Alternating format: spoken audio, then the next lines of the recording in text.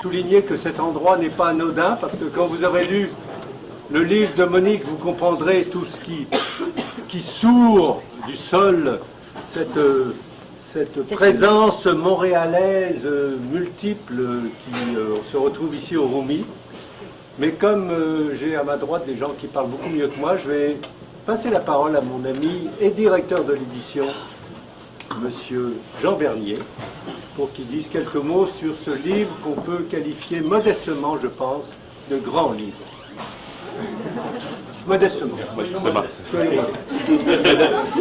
Mesdames, Messieurs, bonsoir. J'ai le bonheur de travailler avec des écrivains, souvent. On dit des écrivains que seraient dotés de perceptions des fois plus fines, plus sensibles que celles du commun des mortels. Je crois que la règle se vérifie souvent, et dans le cas de Monique, certainement.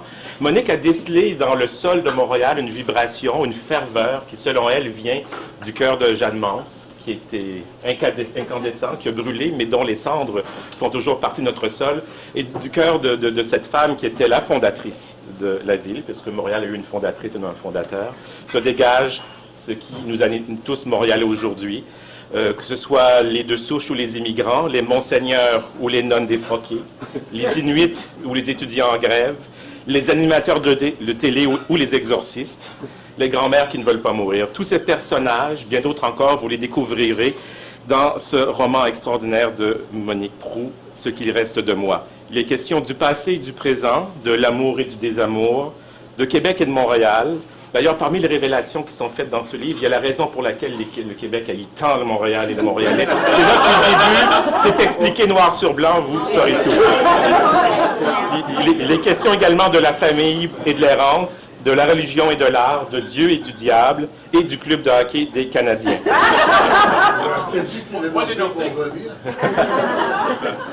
Rien n'est joué encore. Il est surtout question d'une folle entreprise, qui est celle de Jeanne Mance, cette femme habitée par cette foi qui l'animait. Pourtant, c'était une laïque qui est venue jusqu'ici au milieu de ces arbres qui sont peut-être tous transformés en Iroquois et qui a fondé Montréal. D'ailleurs, c'est un gars de Québec qui avait appelé ça la folle entreprise, celle de Montréal. Et il y avait un aspect de folle entreprise dans ce roman aussi, de résumer tout ce roman polyphonique, de vouloir rendre tout le cœur battant de Montréal au rythme du cœur de Jeanne Mance. C'est une folle entreprise pour laquelle je remercie Monique Proulx de s'y être lancée et nous donner aujourd'hui ce roman merveilleux qui célèbre Montréal, mais qui célèbre de façon plus large la vie. Monique?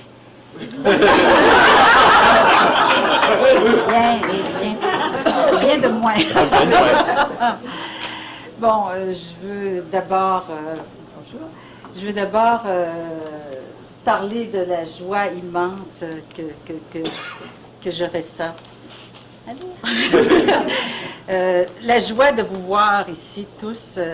Vous êtes tous et toutes des parties de mes nombreux univers, les meilleures parties de mes univers. Et puis, c'est très rare qu'on ait le privilège de mettre toutes ces parties-là ensemble et de les avoir autour de nous. Alors, je vais essayer d'en profiter là, parce qu'après, je sens que je vais être assise obscurément à écrire, comme les écrivains font toujours, mais au moins de jouir de vous voir tous ici autour de moi.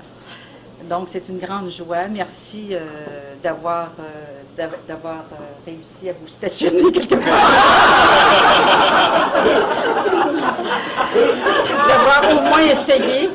parce que je sais que l'endroit n'était pas particulièrement propice, disons, voiture. Bon. Grande joie aussi et grand contentement d'avoir livré,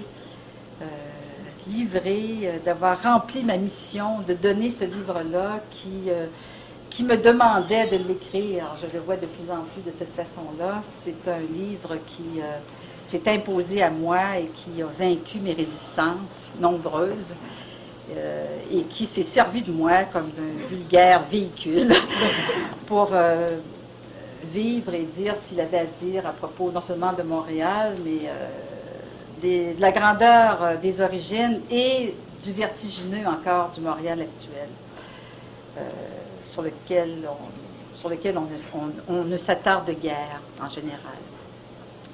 C'est une grande joie aussi pour moi de renouer avec ma famille du Boréal, qui sont des gens chaleureux, complètement dédiés à la littérature et aux écrivains, qui nous défendent contre vents et marées, et qui nous défendent contre nos propres démons.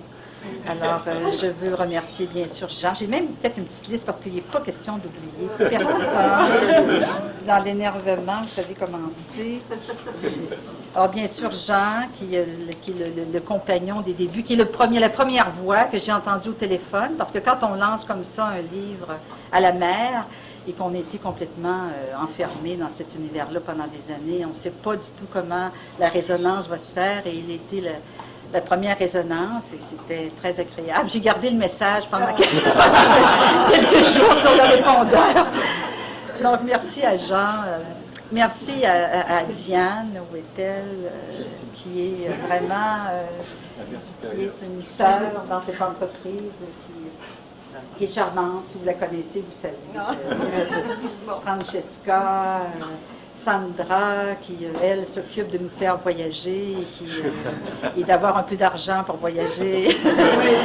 Vanessa, bien sûr, la merveilleuse illustratrice, directrice Christine, qui est quelque part, qui a choisi cette image, qui l'a extirpée de je ne sais quelle immensité d'images pour venir accompagner ce périple-là, ce voyage-là.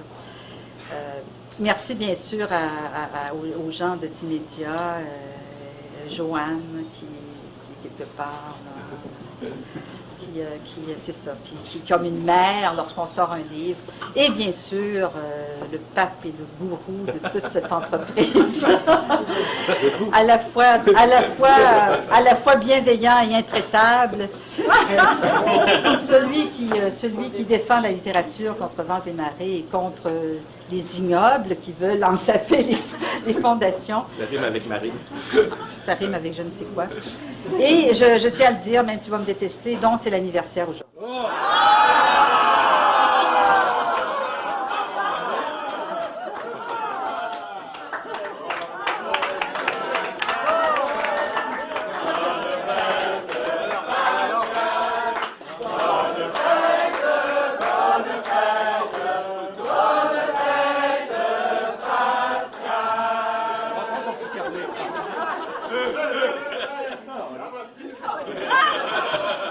Voilà, vous trompez de cible. Je veux aussi remercier quelqu'un qui n'est pas ici, qui s'appelle Jean-Pierre Leroux, qui est un ami cher, qui a promené son œil de lynx et son regard d'aigle sur les épreuves pour s'assurer qu'il ne restait ni coquille ni anglicisme, malgré les propres tribulations qu'il rencontrait. Je vous demande de boire un verre à sa santé ce soir. Oui.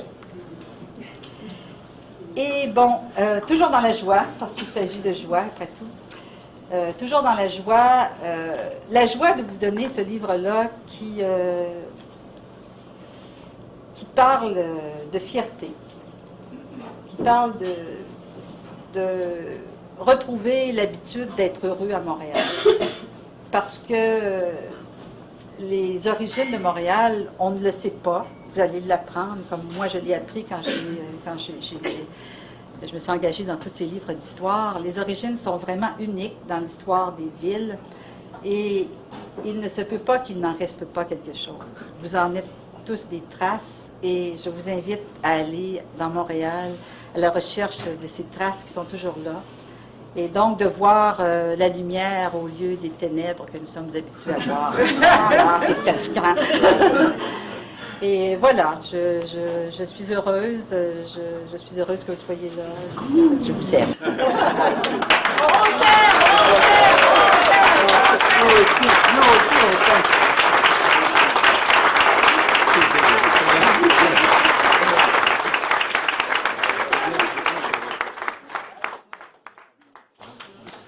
Et vous avez le droit de boire.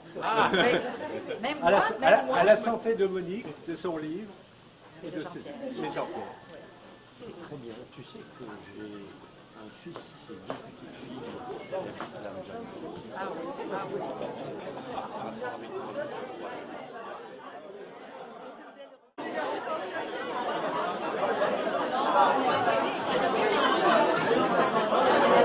Tu connais la grande.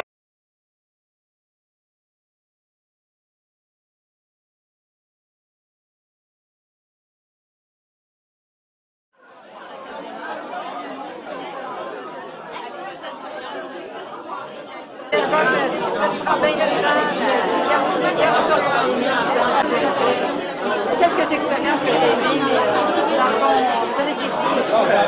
Mais l'écriture,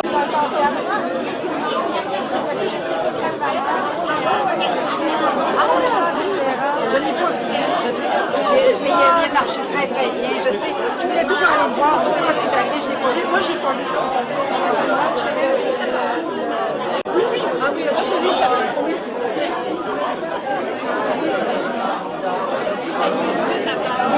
Donc j'étais au tout début de ce projet-là. Je pense que c'était à peu près 6 ans. Oui, oui, oui, je me souviens. Tu m'avais dit, mais je connais quelqu'un, je connais